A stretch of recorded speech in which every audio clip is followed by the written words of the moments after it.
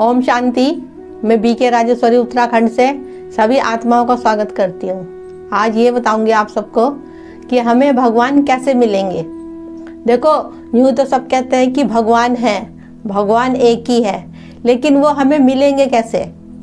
देखो, हम इस लौकिक दुनिया में क्या करते हैं, भगवान को ढूंढने के लिए या तो शास्त्र पढ़ते हैं या वेद पढ़ते हैं, मंदिरों में जाते हैं, जहाँ जिसने बताया वहाँ चले गए भगवान को पाने के लिए, लेकिन कुछ भी प्राप्ति नहीं हुई क्योंकि भगवान की सही पहचान ही नहीं थी। देखो, इस दुनिया में पढ़े लिखे भी हैं तो अनपढ़ भी हैं, नेत्रहीन भी हैं तो नेत्र वाले भी हैं, देखो सुनने वाले भी हैं तो ऐसे भी बहुत से हैं कि जिनको कान से सुनाई नहीं देता। अब क्या उनको ही भगवान मिलेंगे जिन्होंने वेद और शास्त्र पढ़े हुए? तो ये अनपढ़ कहाँ जाएंगे फिर? इनका क्या भगवान नहीं है? ये जो बहरे हैं, इनको सुनाई नहीं देता, तो इनको अगर चाहे तो कोई वेद शास्त्र पढ़ा दे, लेकिन सुनाई नहीं देगा तो वो उनको क्या भगवान नहीं मिलेंगे? अगर नेत्रहीन है, दिखाई नहीं देता, पढ़ नहीं पाते, तो क्या उनको भगवान नहीं मिलेंगे? ऐसे इस दुनिया में बहुत से गरीब लोग हैं जो पढ़े लिखे नहीं हैं, या फिर कान से नहीं सुनाई देता, या नेत्रहीन है, तो क्या उनका भगवान नहीं है?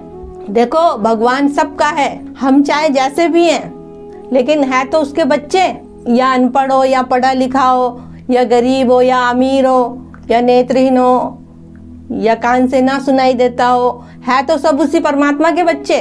अपने मन के अंदर कभी ये विचार मत लाना कि भगवान सब पढ़े लिखों के ही हैं, जिन्होंने वेद शास्त्र पढ़े भगवान उनको ही मिलेगा। भगवान को पाने के लिए मन के अंदर सच्चाई और सफाई दोनों का होना बहुत जरूरी है, और दूसरों के प्रति शुभ भावनाएं और शुभकामनाएं, ये सब होना अपने अंदर जरूरी है। और सत्य पहचान परमात्मा की और सत्य ज्ञान, इन सब के बिना भगवान की प्राप्ति नहीं है, और इसके लिए योग बहुत जरूरी है। देखो, हम योग कर रहे हैं और हमारी बुद्धि में ज्ञान भी हो और सत्य बात की पहचान ना हो। देखो, पहचान भी सत्य हो और ज्ञान भी सत्य हो जब भी हमारा योग पावरफुल लगेगा, और सत्य पहचान नहीं होगी, सत्य ज्ञान नहीं होगा, तो आपका योग नहीं लगेगा। और मन के अंदर सच्चाई और सफाई, ये बहुत जरूरी है। देखो, भले आप सुन नहीं सकते हो, पढ़ नहीं सकते हो, या बोल नहीं सकते हो, या आप देख नहीं सकते हो, लेकिन परमात्मा हमारी भावनाओं को देखता है। आपका दिल साफ होना चाहिए और दूसरों के लिए अपने अंदर शुभ कामनाएं और शुभ भावनाएं, शुभ विचार होने चाहिए। जहाँ ये चीज है वहाँ भगवान है। भगवान भी कहता है कि मैं तो प्यार का सागर हूँ, उसके बच्चे भला प्यार से दूर कैसे हो सकते हैं? देखो, अगर परमात्मा को प्यार करना है, परमात्मा को अपना बनाना है, तो सब आत्माओं से प्यार करना है, क्योंकि वो आत्माएं भी परमात्मा के बच्चे हैं।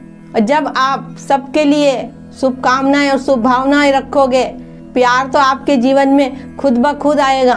देखो, सच्चाई और सफाई अपने मन के अंदर जरूर होनी चाहिए। आपने सुना होगा कि सच्चे दिल पे साहिब राजी, तो सच्चे दिल पे परमात्मा राजी हो जाएगा।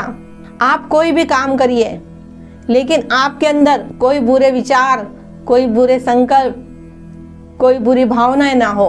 भगवान को पाने के लिए ये नहीं आपको वेद और शास्त्र पढ़ने पड़ेंगे, आपको अपना मन अच्छा बनाना पड़ेगा, अपनी सोच अच्छी बनानी पड़ेगी, अपने विचारों को अच्छा बनाना पड़ेगा, अपने को दूसरों को देखने का नजरिया अच्छा बनाना पड़ेगा। सबको आत्मा देखो।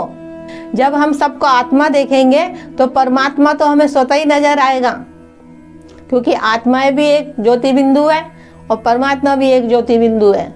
लेकिन परमात्मा इस सृष्टि को बनाने वाला है, इस सृष्टि को रचने वाला है।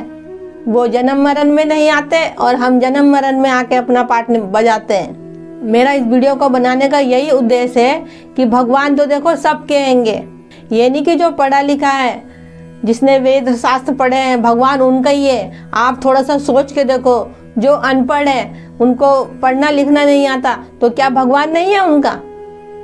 कान से नहीं सुनाई देता तो क्या भगवान नहीं है उनका? आंखों से नेत्रहीन है तो क्या भगवान नहीं है उनका? देखो, कुछ इनकी तरफ गहराई से सोच के देखो इनके लिए।